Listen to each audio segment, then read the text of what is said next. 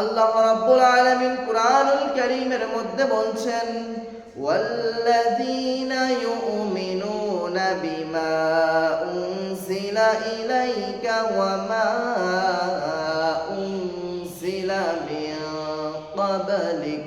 আল্লাহ বলছেন, হে রাসূল, যা আপনার প্রতি অবতীর্ণ করা হয়েছে এই কথাগুলো আপনি আপনার উম্মতদেরকে জানিয়ে দেন। আপনার প্রতি যে কোরআন নাযিল করা হয়েছে এবং আপনি আসার পূর্ববর্তী নবীদের উপর যেই কিতাবগুলো নাযিল করা হয়েছিল এই কিতাবের প্রতি বিশ্বাস স্থাপন করা লাগবে। তাহলেই আল্লাহ রাব্বুল আলামিন আপনাকে মুত্তাকি হিসাবে কবুল করে নেবে। মুত্তাকি হওয়ার 5 নম্বর বৈশিষ্ট্য হলো আখিরাতের প্রতি দৃঢ় বিশ্বাস রাখা লাগবে।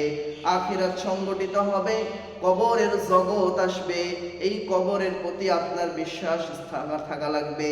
আল্লাহ রাব্বুল আলামিন বলছেন, ওয়া বিল আখিরাতি হুম ইউকিনুন। আল্লাহ বলছেন, এবং তারা আখিরাতের ব্যাপারে দৃঢ় বিশ্বাস রাখবে।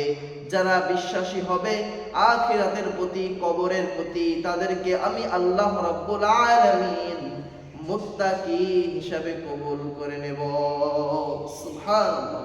মুত্তাকি হতে হলে আপনাকে মৃত্যুর পর জীবন আছে এটাকে বিশ্বাস করা লাগবে, কবরের হিসাব হবে এটা বিশ্বাস করা লাগবে, কিয়ামত সংগঠিত হবে, আসমান জমিন তছনছ হয়ে যাবে এই কথাকে আপনার বিশ্বাস করা লাগবে, জান্নাত জাহান্নামের ফয়সালা হবে এই কথাকেও আপনার বিশ্বাস করা লাগবে।